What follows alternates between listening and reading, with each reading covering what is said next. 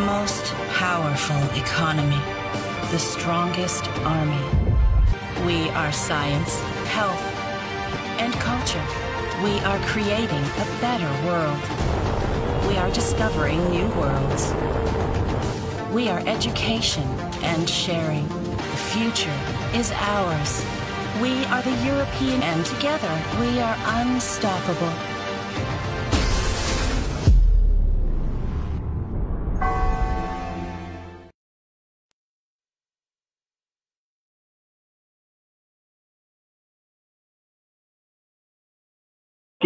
প্রীতি এবং শুভেচ্ছা জানিয়ে শুরু করছি আজকের টাইমস 24 টিভির নিয়মিত বিশেষ আয়োজন ইউরোপ টাইমস। দর্শক, আপনারা জানেন ইউরোপ টাইমস প্রতি সোমবার বাংলাদেশ সময় রাত 9টা এবং ইতালি সময় বিকেল 5টায় অনুষ্ঠিত হয়। দর্শক, আমরা এই অনুষ্ঠানের মধ্য দিয়ে প্রবাসে বিভিন্ন কমিউনিটির সমস্যাগুলো তুলে ধরার চেষ্টা করি এবং চেষ্টা করি আমাদের বাংলাদেশের সর্বোচ্চ রাষ্ট্রের নীতি নির্ধারকদের কাছে প্রবাসীদের বিভিন্ন সমস্যাগুলো তুলে ধরতে, যাতে করে রাষ্ট্রের পক্ষে তারা আমলে নিয়ে আমাদের প্রবাসীদের সমস্যাগুলো সমাধান করতে পারে। এবং আমাদের সাথে যুক্ত থাকেন দুজন অতিথি। দর্শক, আজকেও তার ব্যতিক্রম নয়, আজকেও আমাদের সাথে দুজন অতিথি আছেন। দর্শক, আমাদের অতিথিদের সাথে সরাসরি আপনারা কল করে কথা বলতে পারেন, প্রশ্ন রাখতে পারেন এবং প্রশ্ন রাখতে পারেন আমাদের টাইমস 24 টিভির পেজে কমেন্টস করে। দর্শক, আমাদের স্কোরে একটি নম্বর দেওয়া আছে, তারপরেও নাম্বারটি আপনাদের জ্ঞাতার্থে আমি আবারও বলে দিচ্ছি, 0188-981-4449 এই নম্বরে সরাসরি কল করে যুক্ত হতে পারেন দর্শক আমাদের সাথে। দর্শক, আর কথা বাড়াবো না, আমাদের সাথে যুক্ত আছেন অত্যন্ত গুণী দুজন ব্যক্তি, যিনি মাদারীপুর সদর উপজেলার সম্মানিত ভাইস চেয়ারম্যান এবং সাধারণ সম্পাদক বণিক সমিতি মাদারীপুর, যিনি অসংখ্য প্রবাসীদের ভালোবাসার মানুষ এবং যিনি প্রবাসী বিভিন্ন সময় ট্যুর করে থাকেন এবং প্রবাসীদের প্রতি যার অত্যন্ত ভালোবাসা, তেমনই একজন মানুষ, সফল ব্যবসায়ী জনাব আলহাজ মনিরুল ইসলাম ভূঁইয়া, তুষার ভূঁইয়া। আমরা স্বাগত জানাচ্ছি ইউরোপ টাইমসের পক্ষ থেকে। মনিরুল ইসলাম তুষার ভূঁইয়া, আপনাকে স্বাগত জানাই ইউরোপ টাইমস স্টুডিওতে। কেমন আছেন? আসসালামু আলাইকুম। ওয়ালাইকুম আসসালাম, আলহামদুলিল্লাহ। আপনাকেও স্বাগত জানাচ্ছি, আমাকে ধন্যবাদ জানাচ্ছি আমাকে এই প্রোগ্রামে ইনভাইট করবার জন্য গেস্ট হিসাবে, এবং টাইমস 24 এর যারা আছেন সকল কর্মকর্তাদেরকে আন্তরিক অভিনন্দন। জি, অসংখ্য ধন্যবাদ। দর্শক, আমাদের সাথে যুক্ত আছেন সুদূর ইউকে থেকে অত্যন্ত গুণী একজন মানুষ, যিনি প্রবাসীদের কথা বলেন, প্রবাস থেকে বিভিন্ন কমিউনিটির সমস্যা নিয়ে তুলে ধরেন। তেমনই একজন ব্যক্তি যিনি সাবেক সভাপতি, ইতালি আওয়ামী লীগ ভারত শাখার সম্মানিত সাবেক সভাপতি এবং সদস্য UK Awami League greater Manchester শাখা, জনাব মোহাম্মদ এনায়েত হোসেন রিপন মোল্লা। আসসালামু আলাইকুম এনায়েত হোসেন রিপন মোল্লা, আপনি কেমন আছেন? আপনাকে স্বাগত জানাই ইউরোপ টাইমস এর পক্ষ থেকে। ওয়ালাইকুম আসসালাম জনাব কাউসার, আমি আলহামদুলিল্লাহ ভালো আছি এবং আমার আশেপাশে এবং আমার পরিবারবর্গ, আমার জানা মতে সবাই আলহামদুলিল্লাহ ভালো আছে। আমি ধন্যবাদ জানাচ্ছি টাইমস 24 কে যে আজকে আমাকে এখানে বিশেষ করে এই টাইমস 20 টিভির মঞ্চে আমাকে আমন্ত্রণ করার জন্য ধন্যবাদ। জি, অসংখ্য ধন্যবাদ। দর্শক, আপনারা দেখছেন ইউরোপ টাইমস 24 টিভির নিয়মিত সরাসরি আয়োজন। আপনারা যুক্ত হতে পারেন, আমাদের স্কোরে নম্বরটি দেওয়া আছে, নম্বরে কল করে সরাসরি প্রশ্ন রাখতে পারেন। প্রবাসীরা বিশেষ করে প্রশ্ন রাখতে পারেন। আজকে আমাদের প্রবাসী বান্ধব একজন ভাইস চেয়ারম্যান রয়েছেন মাদারীপুর সদর উপজেলার সম্মানিত ভাইস চেয়ারম্যানের কাছে আপনাদের কাঙ্ক্ষিত প্রশ্ন রাখতে পারেন বিভিন্ন সমস্যা নিয়ে। দর্শক, আর কথা বলবো না, আমরা সরাসরি চলে যাব আমাদের আজকের অতিথিদের সাথে কথোপকথনে। প্রথমেই আমরা আলোচনায় অংশ নিয়ে যুক্ত রাখতে চাই আলহাজ মনিরুল ইসলাম ভূঁইয়া, তুষার ভূঁইয়াকে। তুষার ভূঁইয়া, আপনি তো করোনা পরিস্থিতি নিয়ন্ত্রণে আপনার উপজেলার থেকে কি কি উদ্যোগ গ্রহণ করেছিলেন, যেটি হয়ে গেল সেই প্রসঙ্গটিতে একটু জানতে চাই, এবং করোনা প্রাককালে মানবতার কল্যাণে আপনার কার্যক্রম সম্পর্কে যদি দর্শকদের জন্য বলতেন। ধন্যবাদ কাউসার আপনাকে। পাশাপাশি আজকে যারা এই প্রোগ্রামকে ওয়াচ করছেন, দেশে বিদেশে ছড়িয়ে ছিটিয়ে থাকা আমার মাদারীপুরের প্রাণপ্রিয় মাদারীপুরবাসী সহ যারা আজকে দেখছেন, তাদেরকেও জানাই অগ্রিম নতুন বছরের শুভেচ্ছা, হ্যাপি নিউ ইয়ার। আর পাশাপাশি আমি সবার কাছে শুরুর আগে অনুরোধ করব সবাইকে সাবধানে থাকবার জন্য, কারণ যে প্যান্ডামিক সিচুয়েশন আমাদের মধ্যে যাচ্ছে, এই বিশেষ করে ইউরোপে আবার যে সেকেন্ড ওয়েভের ধাক্কা, এতে খুব বেসামাল ধাক্কা। তো এখানে আমার যারা ভাই ব্রাদার আছেন, আমার মাদারীপুরের প্রাণপ্রিয় মাদারবাসী যারা আছেন, তাদের প্রতি অনুরোধ থাকবে যে আপনারা সবাই সামাজিক দূরত্ব বজায় রাখবেন, সুস্থ থাকবেন এবং সবসময় সতর্ক থাকবেন। যাই হোক, আপনি যে প্রশ্নটা করেছেন যে করোনা প্রাক্কালে আসলে আমরা উপজেলা থেকে ব্যাপক প্রস্তুতি নিয়েছিলাম।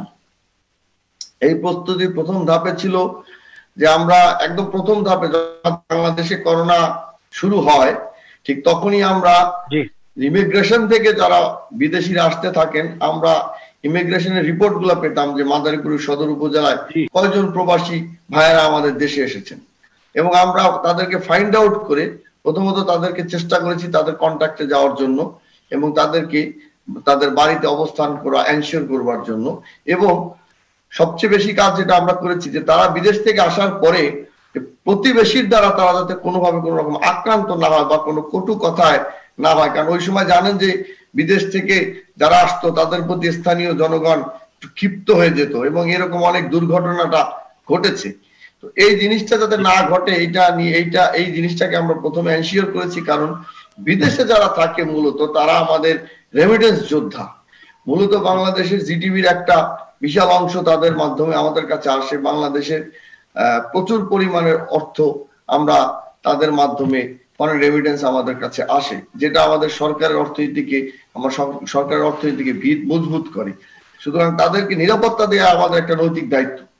তাই সর্বপ্রথম আমরা তাদের নিরাপত্তার ব্যবস্থা করেছি। পাশাপাশি এই করোনা যত যদি ছড়ায় না পড়ে, এর জন্য আমরা আমাদের স্বাস্থ্যবিধি মোতাবেক প্রথম থেকেই আমরা প্রত্যেকটা ইউনিয়ন পরিষদের চেয়ারম্যানদের দ্বারা সর্বপ্রথম মাইকিং করেছি, যাতে সবাই মাস্ক ব্যবহার করে, হ্যান্ড স্যানিটাইজার ইউজ করে, এবং বাজারে বাজারে আমরা হাত ধোয়ার সাবান, পানির ব্যবস্থা করেছি। এবং আমরা মানুষকে নিজেরা আমরা মাঠে নেমে মাস্ক বিতরণ করেছি। মাস্ক বিতরণের পাশাপাশি আমরা করোনা যখন পিক টাইম চলতেছিল তখন অনেকেই কর্মসংস্থান হারাই ফেললো, তখন আমরা সরকারের থেকেও আমরা প্রচুর পরিমাণের সাহায্যের ব্যবস্থা করেছি। ব্যক্তিগত পর্যায়ে বহু বিদেশি মানুষ এসেছে, এই সাহায্যের হাত বাড়িয়ে দিয়েছে স্থানীয় জনপ্রতিনিধি, স্থানীয় জনগণ, ধনাঢ্য ব্যক্তি, রাজনীতিবিদ, অসংখ্য মানুষ ব্যক্তিগত পর্যায়ে সাহায্য দিয়েছে। এইগুলো মনিটরিং সহ আমরা ব্যাপক উদ্যোগ গ্রহণ করেছি। বিশেষ করে তৎকালীন সময়ে বলতে হয় যে আমার মাদারীপুরের জেলা প্রশাসক সাহেব ছিলেন এবং মাদারীপুরের ইউনো সাহেব ছিলেন। এরা যথেষ্ট পরিমাণের কাজ করেছেন এবং জনপ্রতিনিধিরাও কিন্তু ঘরে থাকতে পারে নাই, আমরাও কিন্তু ঘরে থাকতে পারি না। আমাদের কিন্তু একটা লাইফের রিস্ক আছে, করোনা কিন্তু যে আমাদের ধরবে না তা না, তারপরেও কিন্তু আমরা কেউ ঘরে বসে থাকিনি। ব্যক্তিগতভাবে আমি বলবো যে আমি আমার ঘরটাকে আমি আটকিয়ে দিয়ে আমি কিন্তু সবাইকে ঘরের ভিতরে রেখে আমি কিন্তু বাইরে ছিলাম। রিস্ক আমার উপর দিয়ে যাক, সবার জন্য নয়। আপনারা যারা আমার সাথে ফেসবুকে কন্ট্যাক্টে আছেন, তখন হয়তো আপনারা আমার কার্যক্রমগুলো পরিলক্ষিত করবেন যে আমি কি পরিমাণ কাজ করেছি ওই সময়। ইভেন আমি যখন করোনায় মানুষ মারা যেতে থাকে তখন তাদের দাফনের ব্যবস্থা করার মতো কোনো লোক ছিল না। আমি একটা টিম করেছিলাম করোনায় মারা গেছে যারা, তাদের দাফনের জন্য আমার টিম দিয়ে প্রায় আমি 3 জন মানুষকে দাফন সৎকার করেছি। তো উপজেলা পর্যায় থেকে আমরা কাজ করেছি। ব্যক্তিগত পর্যায়ে আমি প্রায় অনেক, আমি সংখ্যাটা বলবো না, তবে অনেক হাজারের উপরে মানুষকে আমি ত্রাণ সামগ্রী পৌঁছে দিয়েছি, যেটা আমার ব্যক্তিগত, আমার বাবার নামে যে একটা ফাউন্ডেশন আছে বাচ্চুবিয়া ফাউন্ডেশন, এই বাচ্চুবিয়া ফাউন্ডেশনের পক্ষ থেকে মানুষ এর বাড়ি বাড়ি রাতের আধারে গিয়ে আমি এই খাবারের ব্যবস্থা করে দিয়ে এসেছি, যাতে, কারণ ওই টাইমটা আসলে লজ্জায় অনেকে লাইনে দাঁড়াতে পারতো না, যে কারণে রাতের আধারে বাড়ি বাড়ি গিয়ে আমি তাদেরকে ত্রাণের ব্যবস্থা করেছি। বণিক সমিতির থেকে প্রায় 700 ব্যবসায়ীদেরকে, ক্ষুদ্র ব্যবসায়ীদেরকে আমরা খাদ্য সামগ্রী উপহার দিয়েছি। সাংবাদিক ভাইরা, ওই সময় সাংবাদিক ভাইরা যে রিস্ক নিয়ে তারা খবর কাভার করেছে, বিভিন্ন জায়গায় দৌড়ে বেরিয়েছে, তাই তাদের এই নিরাপত্তার জন্য পিপিই দিয়েছি। এবং বিভিন্ন জায়গায় আমরা আরো ইমামদের ওই মুহূর্তে ইমাম সাহেবদেরও আমি ব্যক্তিগত পর্যায়ে ত্রাণ সামগ্রী দিয়েছি। এরকম অনেক কাজই করেছি মূলত ওই সময় যখন ছিল। তার পরবর্তীতে নদী ভেঙে গেল। আমরা জানেন যে করোনার সময় কিন্তু মাদারীপুরে নদী ভাঙার একটা শুরু হয়। ওই সময় আমি ট্রলার নিয়ে গিয়ে যেখানে যেখানে তাদের বাড়ি ঘর ভেঙেছে তাদেরকে এই ত্রাণটা পৌঁছে দিয়েছি মূলত। এবং জনপ্রতিনিধির পাশাপাশি কিন্তু আমি ব্যবসায়ী প্রতিনিধি একদম। আমরা জানি যে ওই সময়টা খুব খারাপ অবস্থার দিক যায়, কারণ সমস্ত দোকানপাট বন্ধ হয়ে যায়, লকডাউন, ব্যবসায়ীরা খুব খারাপ অবস্থার মধ্যে আছে। এবং ওই সময় একটা ঈদ ছিল। এবার কিন্তু ব্যবসায়ীরা ঈদটা করতে পারেনি। লক্ষ লক্ষ টাকার মাল তারা ঈদের সময় কিনে আনছে, কিন্তু তারা বিক্রি করতে পারেনি। তো বাজার ব্যবস্থা নিয়ন্ত্রণ করাটা আসলে ওই সময় সবচেয়ে বেশি চ্যালেঞ্জ ছিল। আমি গর্বের সহিত বলতে চাই যে এই করোনা পরিস্থিতির সময় যে একজন মানুষ, যিনি একজন জনপ্রতিনিধি মাদারীপুরের, যিনি ব্যবসায়ীদের পাশে যেভাবে দাঁড়িয়েছেন, আমার মনে হয় যে আমরা ব্যবসায়ী প্রতিনিধিরা ওইভাবে তার ব্যবসায়ীদের পাশে দাঁড়াতে পারিনি। এরকম একজন জনপ্রতিনিধি যিনি ব্যবসায়ীদের পাশে দাঁড়িয়েছেন, তার নাম হচ্ছে খালিদ হোসেন ইয়াদ, মেয়র, বর্তমান মেয়র মাদারীপুরের। দিন রাত অক্লান্ত পরিশ্রম করেছেন, আনডাউটেবল। যেটা আসলে মাদারীপুরের আমি একজন জনপ্রতিনিধি, আরো অনেক জনপ্রতিনিধি আছে, কিন্তু খালিদ হোসেন ইয়াদ যেভাবে মাদারীপুরে করোনাকালীন সময়ে যেভাবে তিনি কাজ করেছেন, বিশেষ করে ব্যবসায়ীদের জন্য বাজার ব্যবস্থাকে নিয়ন্ত্রণ করবার জন্য, কারণ বাজার ব্যবস্থা নিয়ন্ত্রণটা ছিল একটা চ্যালেঞ্জ। কারণ হাজার হাজার লোক বাজারে আসতো, কারণ সকাল কোনো বাজার কোনোটা 11টা পর্যন্ত, কোনোটা 2টা পর্যন্ত খোলা ছিল। সুতরাং প্রেশারটা প্রচুর পড়তো বাজারে। তাদেরকে বণিক সমিতির তরফ থেকে বিভিন্ন পয়েন্টে পয়েন্টে সাবান পানির ব্যবস্থা করা, তাদেরকে মাস্ক পরানো, হ্যান্ড স্যানিটাইজার ইউজ করা শেখানো, মাইক নিয়ে যখন কাজ করেছি, খালিদ হোসেন ইয়াদ তখন আমার পাশে ছিল। এবং সে খালিদ হোসেন ইয়াদ এবং আমি দুইজনে মিলে করোনার মধ্যে আমরা কাজ করেছি। তো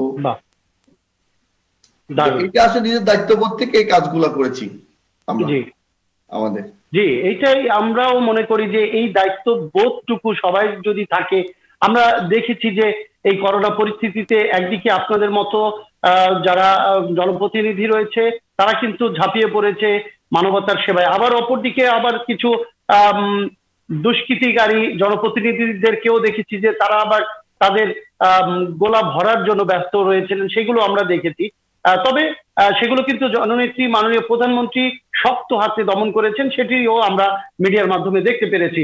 অসংখ্য ধন্যবাদ তুষার ভাইয়া। আমরা শুনবো আপনার জীবনের আরো কথা, যেহেতু আপনি দুইটি প্ল্যাটফর্মেই কাজ করছেন, মাদারীপুর বণিক সমিতি নিয়ে এবং ব্যবসায়ীদের একটি বড় বৃহৎ প্রতিষ্ঠান, সেখানেও আপনি কাজ করছেন, অন্যদিকে উপজেলার ভাইস চেয়ারম্যান হিসেবে কাজ করেন। দুটির সমন্বয়ে যে কার্যক্রমের গতিধারা সেটা আমরা শুনবো। তার আগে আমরা একটু ঘুরে আসতে চাই ইউকে থেকে, সেখানে আমাদের সাথে যুক্ত আছেন রিপন মোল্লা। আপনার সাথে আমরা বলতে চাই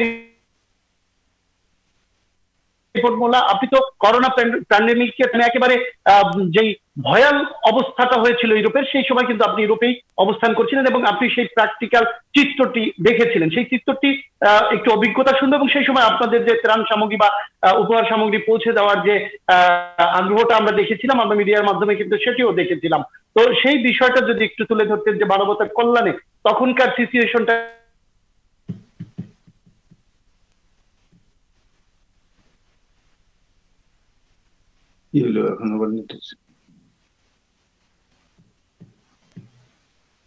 হ্যালো,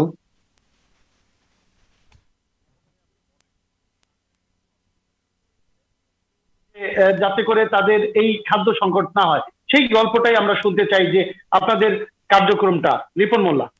আচ্ছা, ধন্যবাদ কাসার। আসলে এখন দ্বিতীয় প্যান্ডেমিকের আশঙ্কা চলছে ইউরোপে। এখন এখানকার পরিস্থিতি, আমি যেই শহরে আছি মূলত ম্যানচেস্টারে, তো ম্যানচেস্টারে সেরকম কোনো বড় সংক্রমণ হয় নাই। তবে উইলস, তারপরে হচ্ছে সাউথ হল, এরপরে স্কটল্যান্ড, এরপরে আছে তোমার লন্ডন, এই সমস্ত এরিয়াতে অনেক বেশি সংক্রান্ত হয়েছে, আক্রমণ হয়েছে এবং কি এখানে মারাও যাচ্ছে অনেক।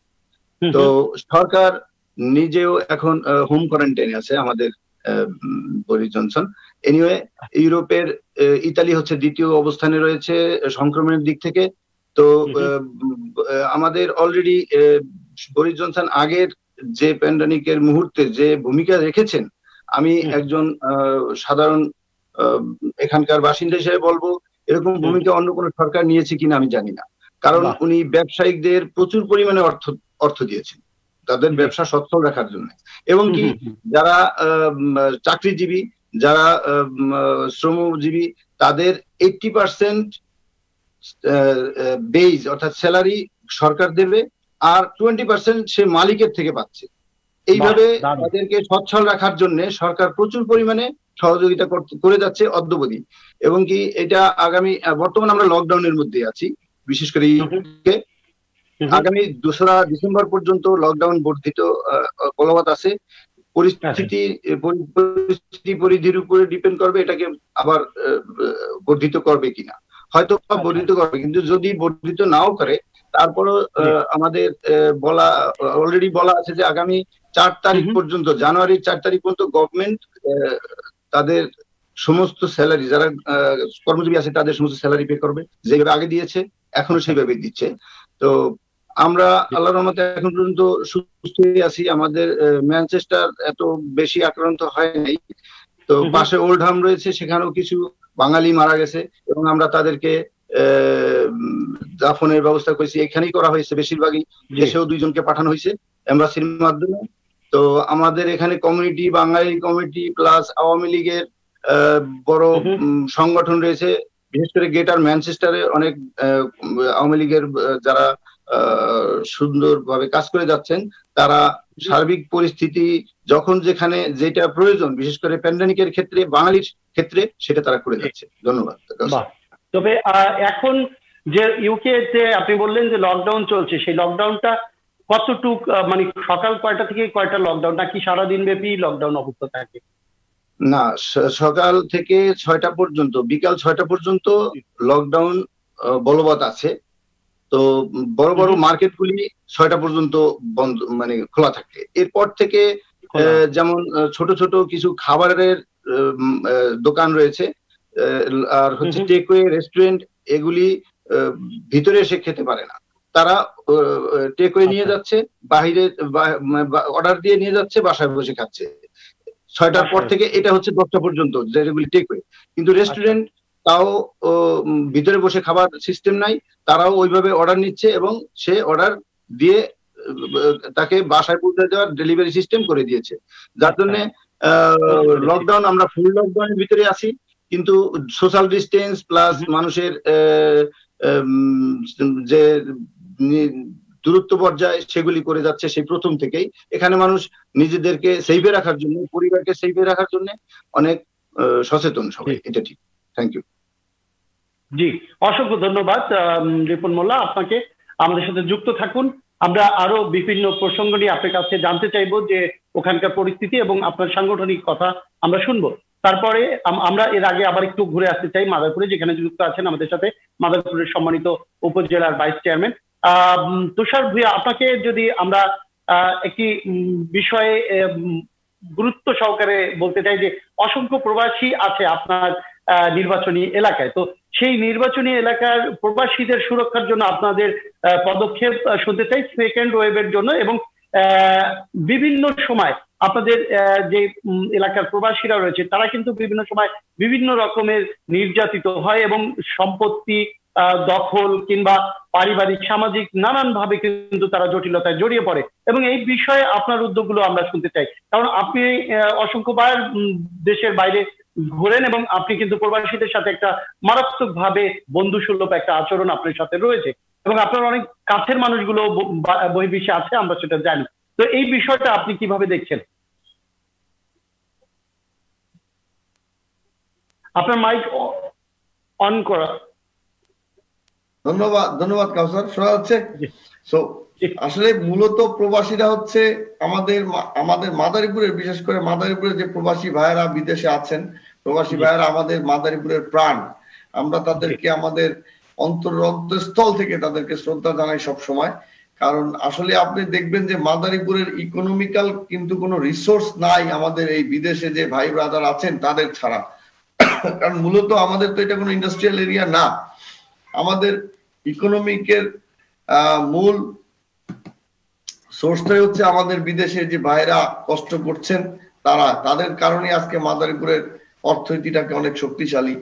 তো তারা বর্তমানে যারা বাংলাদেশে আছেন তাদের সেকেন্ড ওয়েভ এই যে ধাক্কাটা এখনো আসা শুরু করলো মাত্র, কারণ বিগত প্রায় 15-20 দিন মাদারীপুর অবস্থাটা ভালো ছিল, কিন্তু গতকালকে একটা রিপোর্ট পেলাম তাতে একদিনেই 13 জন সংক্রমিত, তার মধ্যে সদর উপজেলায় 10 জন।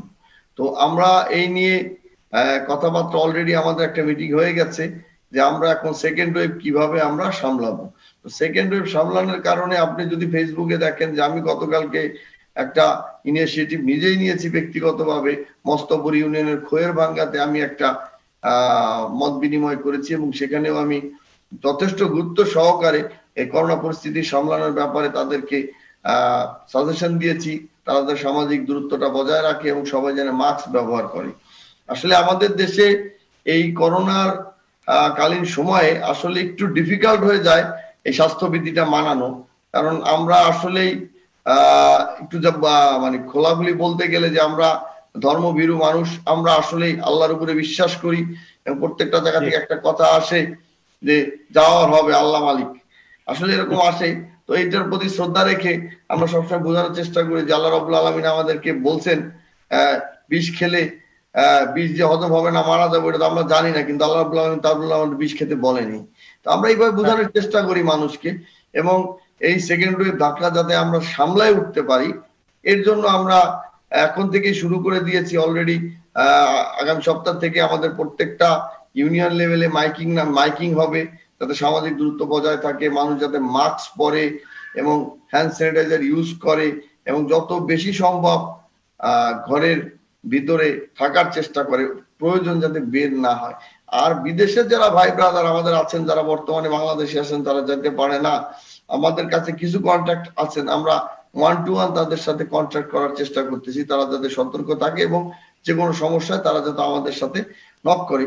আর বিদেশে যে প্রবাসী ভাইয়ারা আছে, আপনি নিজেও ব্যক্তিগতভাবে জানেন যে আপনার সাথে আমার ইতালিতে মানে বেশ কয়েকবার, এই যে আমার যে বড় ভাই আছেন রিপন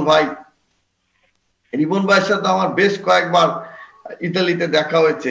আনফরচুনেটলি বিষয়টা এরকম যে আমি ইলেকশনের পরপরই ইতালিতে যাইতে চাইছিলাম, কারণ আমার ইলেকশনটা আমি মনে করি যে বাংলাদেশের চাইতে বেশি ইলেকশন হয়েছে আমার ইতালিতে, এবং বিদেশ থেকে প্রচুর পরিমাণে ভাই ব্রাদার আমার ফোন করছে, তারা ফেসবুকের মাধ্যমে ফোনের মাধ্যমে। বিশ্বাস করেন আমি যখন ভোট চাইতে যেতাম অনেক মারা বোনেরা, অনেক বাবারা, ভাইরা আমাকে বলতো যে আমার সন্তান বিদেশ থেকে ফোন দিয়ে আপনাকে ভোট দিতে বলছে।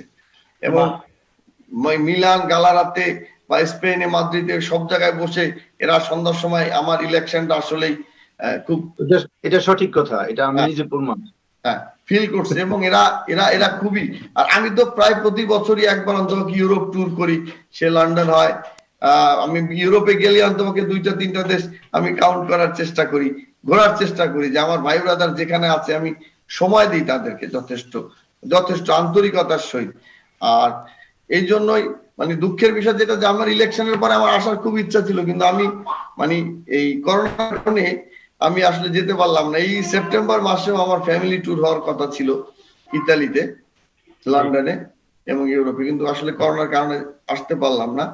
আর যারা বিদেশে আজকে আপনারা আছেন, আমি একটা জিনিস বলবো যে আমি এখানে আছি, আমি বিদেশ যাই, আমি মনে করি আমি আপনাদেরই একজন, আপনার পরিবারের একজন।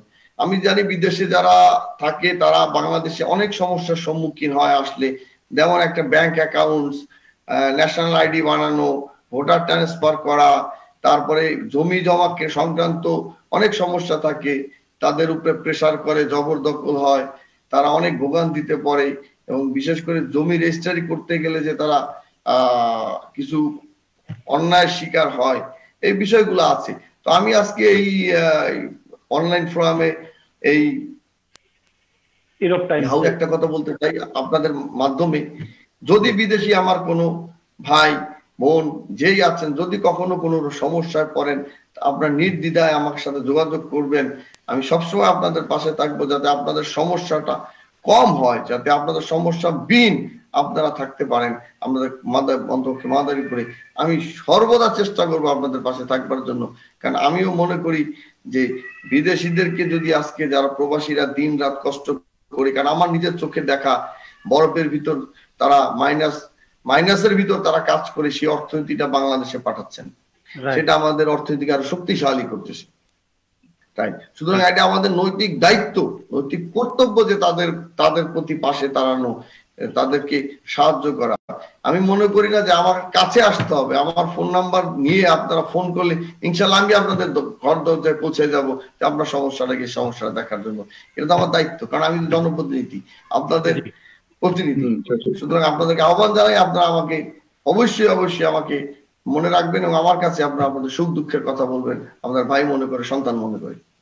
অসাধারণ, অসংখ্য ধন্যবাদ সম্মানিত ভাইস চেয়ারম্যান মহোদয়, আপনাকে চমৎকারই বলেছেন এবং আমরাও জানি এবং আমরা সেটাকে উপলব্ধি করি যে আপনি যে আমাদের যারা মাদারপুর প্রবাসী রয়েছে তারা কিন্তু যে আপনি একটা আস্থার স্থল, তারা কিন্তু সেটা মনে করে। আপনি বলে গেছেন যে আপনার নির্বাচন তারা ওই ইউরোপ থেকেই করে দিয়েছে কিংবা মিডল ইস্ট থেকে তারা তাদের চায়ের আড্ডাতে আপনার কথা ক্যাম্পিং করেছে, এটাও আপনার জন্য অনেক বড় একটা অর্জন। কারণ আমরাও আশা করি, আপনার সাথে বারংবারই আমার সাথে ইউরোপে দেখা হয়েছে এবং আমরা আশা করি আপনি যতবারই যাবেন আমাদের সাথে দেখা হোক, এটা আমরা প্রত্যাশা সবসময় করে আসছি এবং আগামীতেও করব। আপনাকে অসংখ্য ধন্যবাদ আমাদের সাথে যুক্ত থাকার জন্য। আমরা আবারও আসবো আপনার সাথে। আমি একটু বলতে চাই কাউসারকে একটা জিনিস, এই প্যান্ডামিক সিচুয়েশনের মধ্যে যখন পিক টাইমটা চলতেছিল, আমি প্রতিদিন অন্তপক্ষে 4 থেকে 5টা কান্ট্রির লোকজনের সাথে ফোনে কথা বলতাম, Italy, UK, Spain, Portugal, France. এই মেসেঞ্জারের খবর নিতাম কার কি অবস্থা। বিশেষ করে ইটালিতে আমার বেশি কথা, কারণ ওই জায়গায় তো আসলে আমাদের লোকজন ভাই ব্রাদার খুব বেশি। আজকেও 3 জায়গায় কথা বলছি, আমি তাদের খোঁজ খবর নিছি। জি, আপনার সাথে আমার দেখা হয়েছিল মাদারপুরে প্রবাসী ভিআইপি ক্লাবের একটি উপহার সামগ্রী বিতরণ ঈদের সময়। আমি তখনও দেখছি যে আপনি আমাদের ডাকে সাড়া দিয়ে আমাদের পাশে এসে দাঁড়িয়েছিলেন সেই মানবতার কল্যাণে প্রবাসীদের পক্ষ থেকে। অসংখ্য ধন্যবাদ আপনাকে। আমরা একটু রিপন মোল্লার কাছে যেতে চাই। রিপন মোল্লা, আমরা শুনলাম আমাদের মাদারপুরের সম্মানিত ভাইস চেয়ারম্যানের কথা, পাশাপাশি আমাদের জনপ্রতিনিধিদের মধ্যে অনেকেই আছে যে কিছু কিছু জনপ্রতিনিধিদের কারণে কিন্তু কলঙ্কিত হয়েছিল এই করোনা প্যান্ডেমিক টাইমে। সেই ত্রাণ সামগ্রী নিয়ে যারা একটু দুর্নীতিগ্রস্ত হয়েছিলেন তাদের ব্যাপারে আপনার কি কথা বলার আছে? এবং পাশাপাশি এই যে একজন জনপ্রতিনিধি যিনি আপনার এলাকারই, আমার জানা মতে যদি ভুল না করি, আপনার তার কাছে কি চাওয়ার আছে এবং সেটি যদি স্পষ্টভাবে আপনি একটু বলতেন। রিপন মোল্লা। ধন্যবাদ কাউসার। আপনার প্রশ্ন ছিল যে যারা মূলত এই ত্রাণ সামগ্রী নিয়ে দুর্নীতি করে তাদের কি করা, তাদের ব্যাপারে আমার কিছু আপনার কি ধারণা বা মত কি? তাদের সত্যিকার অর্থে দুর্নীতি, স্বৈরাচারী এবং রাহাজানি এটা কিন্তু সব দেশেই আছে, কম আর বেশি। আমরা একটা উন্নতশীল দেশে থাকি। আগে আমি ইতালি ছিলাম প্রায় 25 বছর। সেখানকারও যেমন সরকারের বিরোধী দল থাকে, সরকার দল থাকে এবং গণতান্ত্রিক প্রক্রিয়ায় তারা সরকার হয়। সব দেশের এই নিয়ম কাঠামো হিসাবেই দেশ চলে। সেই সূত্রে সরকার চায় দেশকে সুন্দর পরিবেশ এবং দেশকে উন্নয়ন করতে, কিন্তু সরকারের সাথে যে সহযোগীরা থাকে, সহযোগীরা যদি সঠিক না থাকে তাহলে কিন্তু সেই দেশ উন্নয়ন হয় না। আমাদের দেশে এত বড় একটা ঘটনা, আমাদের দেশে এত এই মানে মহামারীর মুহূর্তে আমরা এমন কোন ধনী দেশ নই। জরিপ হিসেবে আমরা, আমার ধারণা মতে 8 নাম্বার গরিব দেশ হিসেবে কিন্তু বাংলাদেশ এখন। সেই সূত্রে আমাদের বর্তমান গণতন্ত্রের মানুষকোনা জননেত্রী শেখ হাসিনা বাংলাদেশ সরকারের পক্ষ থেকে যতটুকু সহযোগিতা করার সার্বিক মানে সাধ্যমতো সে কিন্তু করার চেষ্টা চালিয়ে যাচ্ছিল এবং চালিয়ে যাচ্ছেও। সেই ত্রাণগুলি যদি সুন্দরভাবে বন্টন করা হইতো, প্রতিটা ঘরে ঘরে যারা গরিব দুঃখী মানুষ আছে তাদের যদি সেভাবে বন্টন করা হইতো তাহলে কিন্তু একটু সচ্ছলই থাকতে পারতো, কিন্তু তারা সেটা সুন্দরভাবে দেয় না। তো আমি বলবো সেই সূত্রে আমাদের নেত্রী, আমাদের যে বর্তমান সরকার, সেও কিন্তু মনক্ষুণ্ণ। সে কিন্তু লাস্টে তিক্ত হয়ে এই উক্তিটাও করেছেন যে আমার ত্রাণ সামগ্রী আমি এমন ভাবে বন্টন করতে বলেছিলাম যে যাতে করে আমার নেতারা যদি আমি দাফনের কাপড়ও যদি দিতাম, তা আমার মনে হয় যে সেই দাফনের কাপড় দিয়ে তারা পাঞ্জাবি বানাইতো।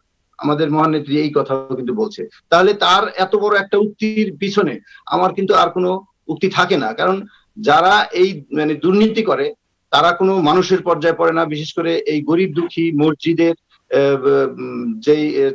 যেই অনুদান সেগুলি তারা আত্মসাৎ করে।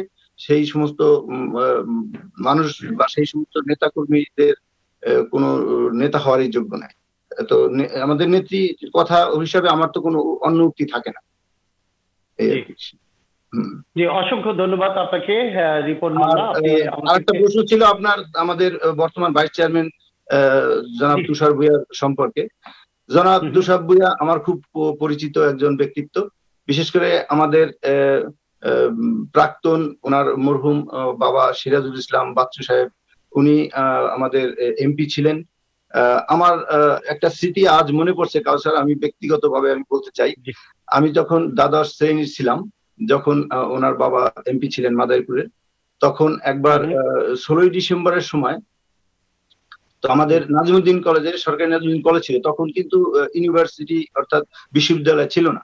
সেই সময়কার আমলে ওনাকে স্বাধীনতা দিবসের দিন আমাদের একটা বড় আকারের অনুষ্ঠান হয়েছিল। সেই অনুষ্ঠানে আমাদের এমপি সাহেব আসছিলেন এবং সেই সময় আমি তাকে ফুল বিতরণ করেছিলাম। সেই স্মৃতিটা আমার আদৌ মনে পড়ে। আর তারই মানে উত্তরসূরি আমাদের তুষার ভূঁইয়া, সে এখন বর্তমানে মাদারীপুর উপজেলার চেয়ারম্যান। তো আমার পক্ষ থেকে তাকে আমি বলতে চাই যে দেশপ্রেমিক আসলে এটা বলার অপেক্ষা রাখে না, তার কার্যক্রমে হয়ে আসে।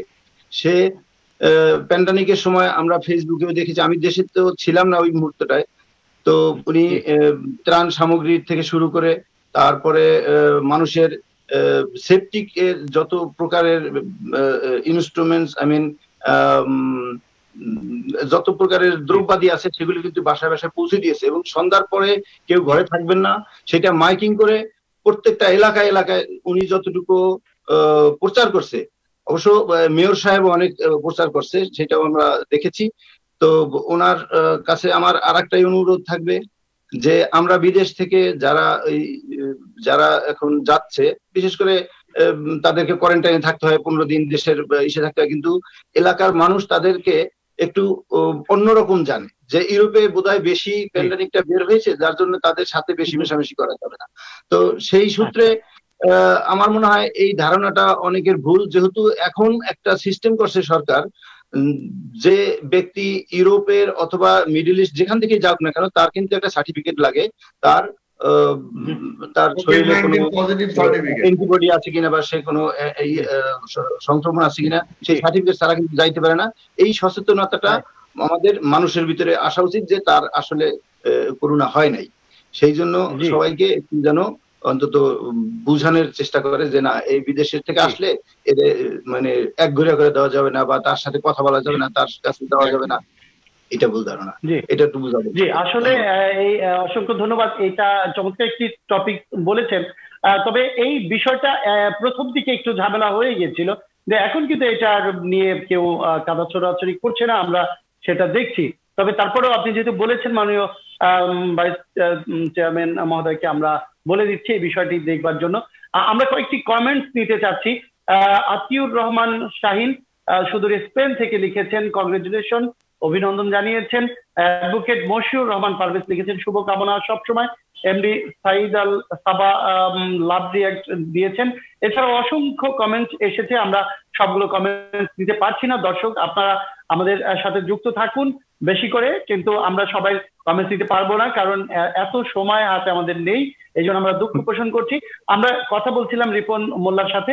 আমরা রিপন মোল্লার কথার সাথে সূত্র ধরে আমরা যদি সম্মানিত ভাইস চেয়ারম্যান মহোদয়ের কাছে বলতে চাই যে এই যে আপনি একাধারে মাদারপুর বণিক সমিতির সাধারণ সম্পাদক এবং ভাইস চেয়ারম্যান মাদারপুর সদর উপজেলার। দুইটি কাজ কিন্তু, দুটি দায়িত্ব অত্যন্ত গুরু দায়িত্ব এবং অত্যন্ত জনগণের সাথে সম্পৃক্ত মিশ্রণে একটি জনগুরুত্বপূর্ণ একটি দায়িত্ব পালন করছেন দুইটি। তো তার মাধ্যমে যদি আমরা একটু অ্যাড করতে চাই যে এই যে রিপন মোল্লা যে বললেন যে এই দুর্নীতিগ্রস্ত কিছু জনপ্রতিনিধির কথা বলা, আপনি সেই দুর্নীতিগ্রস্ত জনপ্রতিনিধিদেরকে কিভাবে দেখছেন বা কি বলবেন তাদের ব্যাপারে, এবং পাশাপাশি এই যে দুইটি দায়িত্ব আপনি পালন করছেন সেই দুইটি দায়িত্ব পালন করতে কতটুকু প্রত্যাশা ছিল এবং প্রাপ্তি কতটুকু পেরেছেন যদি আমাদের দর্শকদের জন্য বলতেন। ধন্যবাদ স্যার। প্রথমত আমি বলি যে আসলে যারা দুর্নীতি করেছে এবার, এই কথাটা বলার আগে একটা কথা আমি উদাহরণ দিতে চাই। যদি সূর্য না থাকতো তাহলে চাঁদের মর্মতা আমরা বুঝতাম না, যদি চাঁদ না থাকতো সূর্যের আলোর মর্মতা বুঝতাম না। তো এই সমাজে যদি খারাপ মানুষ না থাকতো তাহলে ভালো মানুষের মূল্যায়নটা হতো না। তো খারাপ মানুষ আছে বিদায় ভালো মানুষের মূল্যায়নটা আছে। আপনি একটা জিনিস দেখতে পাবেন যে গত সপ্তাহে প্রথম আলোর একটা রিপোর্টে দুর্নীতি দমন কমিশন একটা রিপোর্ট করেছে যে কারা বেশি দুর্নীতি করেছে। এতে 779 জনের মধ্যে সর্বোচ্চ সরকারি কর্মকর্তা কর্মচারীরা দুর্নীতিতে জড়িত। এরপরে আর সর্বনিম্ন হচ্ছে মাত্র 37 জন জনপ্রতিনিধিকে পাওয়া গেছে 779 জন্য। আসলে আমরা দূরের থেকে যে জিনিসটা বুঝি, যেমন এক পাতিল দুধের ভিতরে যদি গরুর এক ফোঁটা চোনা দেয় তাতে কিন্তু পুরো দুধটা নষ্ট হয়ে যায়। তো 2-4টা এই খারাপ মানুষের জন্য জনপ্রতিনিধিরা আজকে বদনাম হচ্ছে, তাদের দুর্নাম হচ্ছে। আপনি দেখেন বাংলাদেশে অসংখ্য হাজার হাজার জনপ্রতিনিধি আছে, কিন্তু কয়জন এই দুর্নীতির সাথে জড়িত? দুর্নীতিবাদী এরা কোনোদিনও ভালো হবে না। এবং এই প্যান্ডামিক সিচুয়েশনের মধ্যে যে দুর্নীতি তারা করেছে এর জন্য কিন্তু মাননীয় প্রধানমন্ত্রী জননেত্রী শেখ হাসিনা কিন্তু তাদেরকে ছাড় দেয়নি, প্রশাসন লেভেল কেউ ছাড় দেয়নি, এবং সবাই বরখাস্ত হয়েছে এবং তাদের যে মেম্বার ইউনিয়ন পরিষদের চেয়ারম্যানশিপ চলে গেছে, ইভেন তাদের গ্রেপ্তারও করা হয়েছে। এখন ভালো খারাপ দুদিকেই থাকবে। তো আমরা এটা তীব্র প্রতিবাদ জানাই এবং নিন্দা জানাই যে এই সব মানুষগুলোকে যাতে ভবিষ্যতে পুনরায় যাতে নির্বাচিত না করে। কারণ আসলে এই জনপ্রতিনিধিরা কিন্তু নির্বাচিত হয় জনগণের ভোটেই। আজকে এই জনগণকে আমরা অনুরোধ দুর্নীতিবাজদের ভোট দিয়েন না, শিক্ষিত সৎ মানুষদের ভোট দিয়ে আপনারা নির্বাচিত করুন। যতদিন না পর্যন্ত সৎ শিক্ষিত মানুষ জনপ্রতিনিধি হিসেবে আসবে সমস্যা চলতেই থাকবে। এই হচ্ছে একটা বিষয়। আরেকটা যে বিষয়টা বলছেন, শুনতে পাচ্ছেন আমাকে? জি জি আমি শুনতে পাচ্ছি। আমরা হ্যালো শুনতে পাচ্ছি। হ্যাঁ আমরা শুনতে পাচ্ছি। তো কাজা শোনা যাচ্ছে আমাকে? জি আমরা শুনছি তুষার ভাই, আমরা শুনতে পাচ্ছি আপনাকে। আপনি আমাদেরকে শুনতে পাচ্ছেন? আমরা শুনছি আপনাকে। হ্যাঁ এখন শুনছি। আরেকটা বিষয় যেটা প্রশ্ন করেছেন যে একাধারে আমি জনপ্রতিনিধি একাধারে আমি ব্যবসায়ী প্রতিনিধি, দুইটা দায়িত্ব কিভাবে সামলাই। আসলে খুব ডিফিকাল্ট দুইটা দায়িত্ব একসাথে সামলানো, কারণ আপনি জনপ্রতিনিধি, তারপরে ব্যবসায়ী প্রতিনিধি, এবং পাশাপাশি আমার নিজেরও ব্যবসা আছে বাচ্চুবিয়া গ্রুপ। ওইটা আমার জন্য খুব একটা মুখ্য বিষয় না। তবে আলহামদুলিল্লাহ আপনাদের সকলের দোয়ায় আমি এই দুইটা সাইডকেই ব্যালেন্স করে আমি সুন্দরভাবে দায়িত্ব, আমার পবিত্র দায়িত্ব আমানত আমি পালন করে যাচ্ছি। কারণ আসলে দুইটা রোল সম্পূর্ণ বিপরীতমুখী, ব্যবসায়ী এবং জনপ্রতিনিধি। অনেক সময় ব্যবসায়ীদের দাবি মানতে গেলে দেখা যায় সেটা আবার জনগণের বিপক্ষে যায়, আবার দেখা যায় যে জনগণের পক্ষে নামতে গেলে সেটা ব্যবসায়ীদের বিপক্ষে যায়। যেমন এই সিচুয়েশনটার মধ্যে পড়েছিলাম, এই প্যান্ডামিক সিচুয়েশন মানে করোনা পিক টাইমের মধ্যে যখন সমস্ত দোকানপাট বন্ধ হয়ে গেল, তখন ব্যবসায়ীরা আন্দোলন শুরু হলো আমাদের দোকানপাট খুলে দেন। এখন দোকানপাট খুলে দিলে সাধারণ মানুষ কিন্তু চলে আসবে দোকানে বাজার করতে। এখন আবার এদেরকে সেভ করতে গেলে দোকানপাট বন্ধ রাখতে হয়। আবার দোকানপাট বন্ধ রাখলে কিন্তু আমাদের ব্যবসায়ীরা ক্ষতিগ্রস্ত হচ্ছে, কারণ অনেক ব্যবসায়ী আছে দোকানপাট বন্ধ হওয়ার কারণে তারা অনেকে পথে বসে গেছে, ব্যাংকের সুদ দিতে পারতেছে না, হাতে আনা লোনের সুদ দিতে পারতেছে না, অনেক ক্ষতি হচ্ছে। এবং ব্যবসায়ীরা সাধারণত অভাবে থাকলে মানুষের কাছে মুখ ফুটে বলতেও পারে না। তো এই যে দুইটা জিনিস ম্যানেজ করা আসলে খুবই ডিফিকাল্ট হয়ে যায়। কিন্তু আমি আলহামদুলিল্লাহ আমি খুব সুন্দরভাবে এই দায়িত্ব দুটা পালন করতেছি। কারণ আমি ব্যক্তিগত লাইফে আমি আমার বিজনেসের খুব একটা টেক কেয়ার করি না। আমি মর্নিং টু নাইট পর্যন্ত যতক্ষণ আমি সজাগ থাকি, আমি ম্যাক্সিমাম টাইম পলিটিক্স এর সাথে জড়িত, সামাজিক কর্মকাণ্ডের সাথে জড়িত, দেন দরবার বিচার সালিসি, মানুষের জায়গা মেপে বুঝ দেয়া, আমি এইসব কর্মকাণ্ড গুলো করে থাকি। ব্যবসা আমার যে বিজনেস গুলো আছে এগুলো অটোমেটিক আলহামদুলিল্লাহ আল্লাহ রাব্বুল আলামিন তার চালায় নিচ্ছে এবং আমি ওইভাবেই চলতেছে। আমার ওইখানে না গেলে হয়, কারণ এখানে আমার সব ধরনের সাইডে আমার লোক দেয়া আছে, সব জায়গায় ম্যানেজার আছে, সমস্যা হয় না। তো এই দুইটা জিনিসকে আমি যাতে সুন্দরভাবে ভবিষ্যতে চালাই নিতে পারি, এজন্য দোয়া করবেন আপনারা, যাতে আপনাদের সেবা দিতে পারি। কারণ আমি একজন মুক্তিযোদ্ধা সন্তান। আমার বাবা মাদারীপুরের এমপি ছিলেন, জেলা পরিষদের চেয়ারম্যান ছিলেন, উপমন্ত্রী পদমর্যাদা নিয়েছিলেন, তিনি বণিক সমিতির আমৃত্যু সভাপতি ছিলেন, মাছ মালিক সমিতির সভাপতি ছিলেন। তো যে কারণে একজন মুক্তিযোদ্ধার সন্তান হিসাবে, একজন এমপির সন্তান হিসাবে মানুষের কাছে আমার অনেক দায়বদ্ধতা আছে। আমি মনে করি যে আমি যদি আমার কর্মকাণ্ড যদি সততা, ন্যায়, নিষ্ঠা, নীতির সাথে পরিচালনা করতে পারি, মানুষের পাশে থাকতে পারি, তাহলে আমার বাবা আমার কর্মকাণ্ড বেঁচে থাকবে। আর যদি আমার কর্মকাণ্ড খারাপ হয় তাহলে আমার বাবার মৃত্যু হয়েছে আর মানুষ মনে রাখবে না। আমি ভালো রাখলে মানুষ আমাকে মনে রাখবে। এই যে বিপুল পরিমাণে, আমি একটা কথা সবসময় বলি, এই যে বিপুল পরিমাণের ভোট যেটা মাদারীপুরের ইতিহাসে রেকর্ড হয়েছে, যে এত পরিমাণ ভোট পেয়ে আমি নির্বাচিত হয়েছি, আমার সাথে যে দুইজন প্রার্থী দাঁড়িয়েছিলেন তাদের দুইজনেরই জামানত বাজেয়াপ্ত হয়েছে। এই ভোটটা কিন্তু মূলত আমার না, এটা আমার বাবার ভোট। মানুষ কিন্তু আমার বাবাকে ভোট দিয়েছে। আমি এখন এই 5 বছর কাজ করব, সামনে গিয়ে আমি ভোট চাইবো যে আমি 5 বছর কাজ করেছি, এখন আপনারা আমার কর্মকাণ্ড থেকে খুশি হয়ে যদি মনে হয় আমাকে ভোট দিবেন, এটা আমি আগামীতে বলতে পারবো। তো আজকে এখানে যারা এই প্রোগ্রামটা লাইভ দেখছেন তাদের কাছে আমি বলবো যে আপনারা আমার বাবার জন্য দোয়া করবেন এবং পাশাপাশি আমার জন্য দোয়া করবেন, যাতে আমি আমৃত্যু মানুষের সেবা করে যেতে পারি। শুধু আমি নয়, আমার পরিবারের সবাই যাতে আমৃত্যু মানুষের সেবা করে যেতে পারি। জি, অসংখ্য ধন্যবাদ।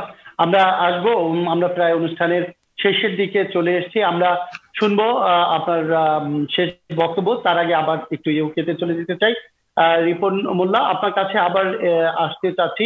আমরা একদম অনুষ্ঠানের শেষের দিকে চলে আসছি। তো ছোট করে যদি বলছেন যে আপনি এই যে বর্ণাঢ্য রাজনীতি, পাশাপাশি আপনার সামাজিকতা বা সমাজের জন্য কিছু করার যে উদ্যমতা, এবং প্রবাস জীবনে কিন্তু দীর্ঘদিন আপনি থেকেছেন, সেটার প্রাপ্তি এবং প্রত্যাশা কতটুকু ছিল এবং প্রাপ্তিতে কতটুকু রূপ নিয়েছে, পাশাপাশি নতুন প্রজন্মর জন্য আপনার ভাবনা এবং দর্শকদের জন্য কি বলার আছে, এই 3টি প্রশ্ন সংক্ষিপ্ত আকারে আপনার কাছে রেখে আমি আপনাকে বলছি যে এই বিষয়টা আপনি যদি আলোচনা করতেন। ধন্যবাদ স্যার। আসলে আমাকে এত বড় হাইলাইট করার কিছু নেই। আমি একজন সাধারণ মানুষ। আমি সাধারণভাবেই জীবিকা অর্জন করে জীবন চালাচ্ছি, তবে পাশাপাশি রাজনীতি চালাই যাচ্ছি। ছাত্র জীবন থেকেই রাজনীতি করি এবং ইতালিতে তুষার আমাদের উপজেলা চেয়ারম্যান এখানে উপস্থিত আছেন। আমার নির্বাচনী সময় উনি ইতালিতে ছিলেন এবং আমার নির্বাচনের কার্যক্রম উনি অনেক শক্তভাবে করছেন। সেই সূত্রে ওখানে আমাদের গ্রুপটা অনেক স্ট্রং ছিল, বিধায় নির্বাচন প্রক্রিয়াটার মাধ্যমেই আমাদেরকে ওখানে সভাপতি হইতে হয়েছে। এবং সেই সূত্রে আমি একটু আগে তুষার বলছেন যে তার 2জন ক্যান্ডিডেট তার জামানত উঠাইতে পারে নাই, ঠিক সেরকমই আমিও আল্লাহর রহমতে নির্বাচিত এমন বিপুল ভোটেই হয়েছিলাম যে আমার যে প্রতিপক্ষ ছিলেন সে তার জামানত নিতে পারেন নাই। এনিওয়ে, তারপর তো ইউকেতে চলে আসলাম। এখন ইউকেতে আছি, এখানে সমস্ত সামাজিকতার সাথে এবং কি আওয়ামী লীগের সাথে যুক্ত আছি। আর হচ্ছে আমার বিশেষ করে এখানকার যে আমাদের সংস্কৃতি, আমাদের যে বাংলাদেশের যেমন কমিউনিটির যে কোনো অনুষ্ঠান বা প্রোগ্রাম হইলে সেখানে যতটুকু সম্ভব আমার পক্ষ থেকে সহযোগিতা থাকে এবং সেটা করে যাচ্ছি। আমি যুবকদের উদ্দেশ্যে বলবো যে যুবক ভাইয়েরা, আপনারা যে যেখানে আছেন না কেন, আমরা আমাদের কৃষ্টিকে, আমাদের কালচারকে, আমাদের বাংলার সংস্কৃতিকে বুকে ধারণ করে সবাই এগিয়ে যাব। এবং কি বর্তমান যে প্যান্ডামিক আমাদের বয়ে যাচ্ছে, সেই স্বার্থে যেন কাউকে মনের কষ্ট না দেয়, এবং কি সকলকে সহযোগিতা করবেন। বিশেষ করে আমি সর্বশক্তিমান আল্লাহর কাছে দোয়া করতেছি যেন খুব তাড়াতাড়ি আমাদের এই মহামারী দূর হয়ে যায়। আর আমাদের আজকের যে অনুষ্ঠানে আমাদের উপজেলা চেয়ারম্যান রয়েছেন, বিশেষ করে তুষারকে আমি অনেক আগের থেকেই চিনি, এবং এই পরিবারটার সাথে আমি ছাত্র জীবনে আমার একটা বন্ধু ছিল, ওর মানে মন্নান ভুঁইয়া সাহেব, ওরা তো অরিজিনালি অনেক আগের থেকেই জমিদার ফ্যামিলি বলা যায়। আমরা এদেরকে ভুঁইয়া পরিবারটাকে জমিদার পরিবার হিসেবে চিনি। সেই সূত্রে মন্নান ভুঁইয়া যে নাতি ছিলেন জনাব লাবিদ, উনি আল্লাহ তাকে নিয়ে গেছেন, কিন্তু ও আমার খুব ক্লোজ বন্ধু ছিল। তো যাই হোক, আমি সবার কাছেই বলবো যেন এই প্যান্ডামিকের সময় আমরা সবাই অন্তত গরিব দুস্থ মানুষের পাশে দাঁড়াই, আর নিজেদেরকে সেফে রাখি, পরিবারকে সেফে রাখি। ধন্যবাদ। জি, অসংখ্য ধন্যবাদ আপনাকে আমাদের সাথে যুক্ত হওয়ার জন্য, মূল্যবান সময় নষ্ট করে আমাদেরকে দেওয়ার জন্য। আপনি ভালো থাকবেন, আমরা এটাই কামনা করি। আমরা চলে এসেছি দর্শক অনুষ্ঠানে একদম শেষ মুহূর্তে। আমরা কথা বলছিলাম দুজন মান্যবর অতিথির সাথে, এবং আমরা শুনবো সম্মানিত মাদারপুর উপজেলার ভাইস চেয়ারম্যান জনাব মনিরুল ইসলাম তুষার ভুঁইয়া। আপনার কাছে আমরা জানতে চাইবো যে প্রবাসী দর্শকদের জন্য এবং ইউরোপ টাইমসের দর্শকদের জন্য আপনার কি বলার আছে, এবং আপনার নির্বাচনী এলাকার জনগণের কাছে আপনার কি বলার আছে, এবং সেকেন্ড ওয়েভ তো চলেই এসছে, সেকেন্ড ওয়েভ উপলক্ষেও আপনার কি নির্দেশনা আপনার উপজেলা পরিষদের, সেটি যদি আপনি বলে, এবং দর্শকদেরকে আপনার ইচ্ছে মতো যা বলার আপনি বলে বিদায় নিতে পারেন। দর্শক আছে আমাদের সাথে, আশা করবো দর্শকরা আমাদের অনুষ্ঠান দেখে অবশ্যই উপকৃত হবেন। জি, তুষার ভুঁইয়া। ধন্যবাদ। এই মুহূর্তে আসলে আমি শুধু একটা কথাই বলতে চাই, যে প্যান্ডামিক সিচুয়েশন চলছে, এই সিচুয়েশনের মধ্যে আমার সকল প্রবাসী ভাইয়েরা, আমরা আগে মনে করি জীবন এবং জীবিকা দুটোরই প্রয়োজন আছে, দুটি পরস্পরের সাথে সম্পর্কযুক্ত। কিন্তু এই মুহূর্তে আমি মনে করি যে আপনাদের জীবিকার চাইতে জীবনটা অনেক বেশি প্রয়োজন, কারণ আপনার একজনের জীবনের সাথে কিন্তু শুধু আপনি একাই না, আপনার পুরো পরিবারটা জড়িত। আপনি বিদেশে ওখানে কষ্ট করছেন, আপনার মুখের দিকে তাকিয়ে আছে আপনার দেশে আপনার বাবা মা, ভাই বোন, স্ত্রী, সন্তান সহ সকলেই। আজকে আপনার ক্ষতি হয়ে যায়, ক্ষতি শুধু আপনার একার নয়, ক্ষতি হবে পুরো বাংলাদেশের, ক্ষতি হবে পুরো মাদারীপুরের।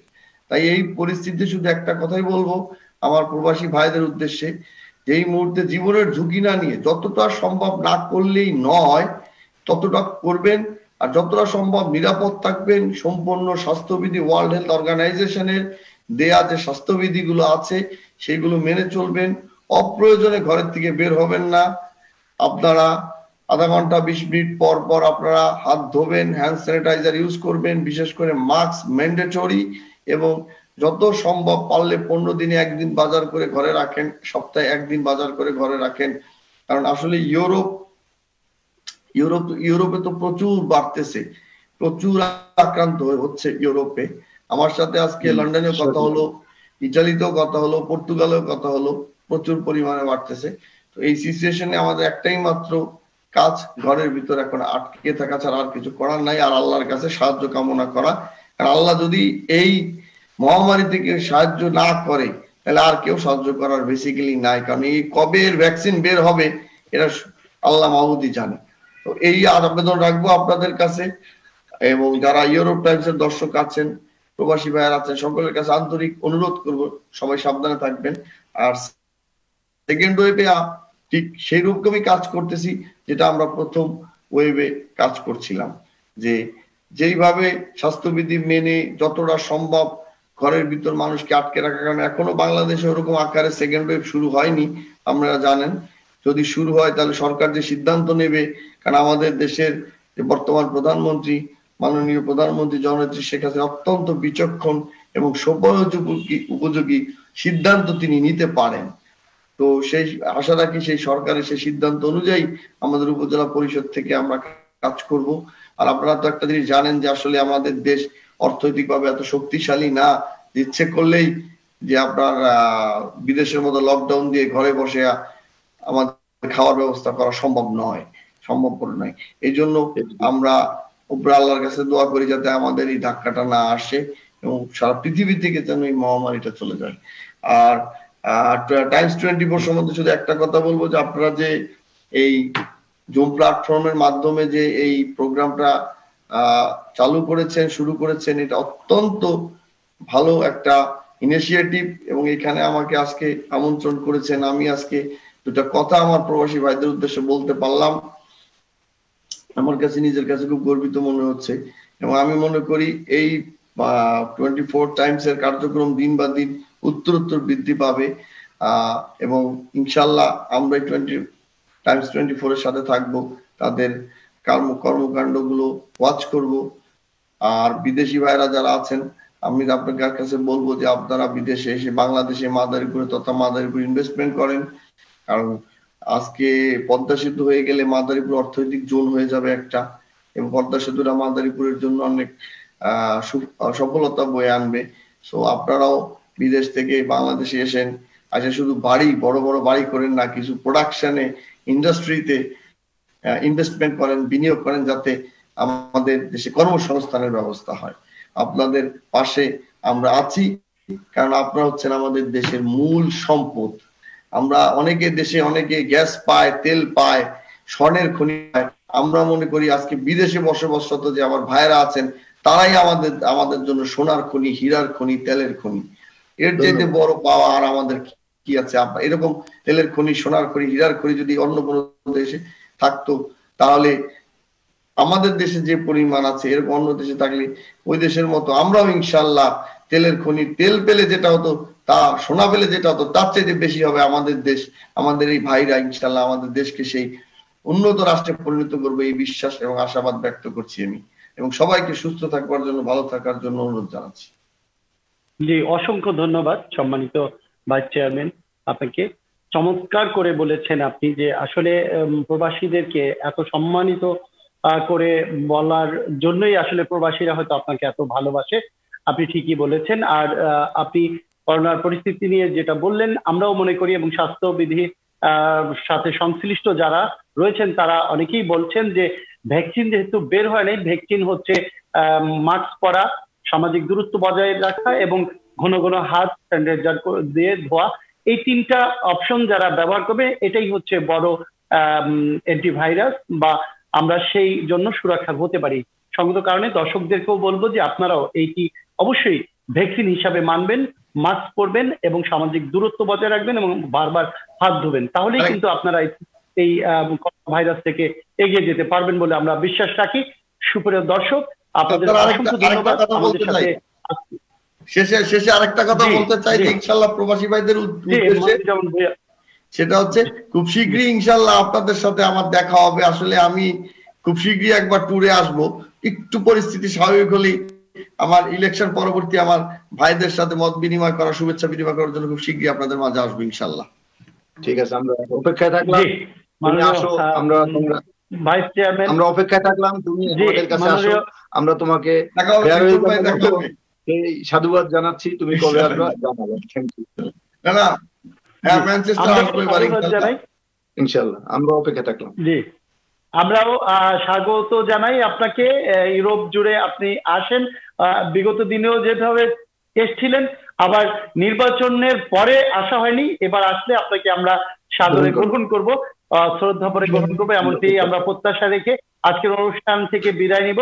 সুপ্রিয় দর্শক, আপনারা যে যেখান থেকে আমাদের অনুষ্ঠান দেখছেন সকলকে কৃতজ্ঞতা জানাচ্ছি। যারা কল করেছিলেন আমরা কলটি নিতে পারিনি আজকে, দর্শক আমাদের আজকে সময় স্বল্পতার কারণে কল নিতে পারিনি এবং অনেকের কমেন্টস আমরা পড়তে পারিনি বলেও আমরা দুঃখ পোষণ করছি। দর্শক, আমাদের সাথে আজকে সম্মানিত দুইজন অতিথি যুক্ত ছিলেন, আলহাজ মনিরুল ইসলাম ভুঁইয়া, তুষার ভুঁইয়া, ভাইস চেয়ারম্যান সদর উপজেলা মাদারীপুর এবং সাধারণ সম্পাদক বণিক সমিতি মাদারীপুর, এবং আমাদের সাথে যুক্ত ছিলেন ইউকে থেকে মোহাম্মদ এনায়েত হোসেন রিপন মোল্লা, সাবেক সভাপতি ইতালি আওয়ামী লীগ ভারের শাখা এবং সদস্য UK Awami League greater Manchester শাখা। দুজনকেই আমরা ইউরোপ টাইমসের পক্ষ থেকে কৃতজ্ঞতা এবং অভিনন্দন এবং ধন্যবাদ জানাতে চাই। পাশাপাশি আমাদের দর্শককেও ধন্যবাদ জানাতে চাই। দর্শক এবং আমাদের এই অনুষ্ঠানের মধ্য দিয়ে যদি কোনো আপনাদের উপকার হয় তাহলেই আমাদের অনুষ্ঠানের সার্থকতা, এবং অনুষ্ঠানের মধ্য দিয়ে আমাদের যদি কোনো ভুল ত্রুটি হয়েছে সেগুলো ক্ষমা সুন্দর দৃষ্টিতে দেখবেন, এমনটি প্রত্যাশা রেখে আগামী সোমবার ঠিক রাত 9টায় বাংলাদেশ সময় আপনাদেরকে টাইমস 24 টিভির ইউরোপ টাইমসের চোখ রাখার আমন্ত্রণ রেখে বিদায় নিচ্ছি। আজকে এ পর্যন্তই। আল্লাহ হাফেজ। সে পর্যন্ত আপনারা ভালো থাকবেন, সুস্থ থাকবেন, সুন্দর থাকবেন এই প্রত্যাশায় সকলেই ঘরে থাকবেন, মাস্ক পরবেন এবং ঘরের বাইরে গেলে অবশ্যই ডেস্টিনেশন বজায় রাখবেন, দূরত্ব বজায় রেখে চলবেন, এমনটি প্রত্যাশা রেখে আল্লাহ হাফেজ। সবাই ভালো থাকবেন। আসসালামু আলাইকুম। আল্লাহ হাফেজ। ভাই আসসালামু ওয়ালাইকুম আসসালাম। ভালো থাকবে ভাই, সবাই সুস্থ থাকবে। দেখা হবে ভাই ইনশাআল্লাহ। কারোর দানে পাওয়ানো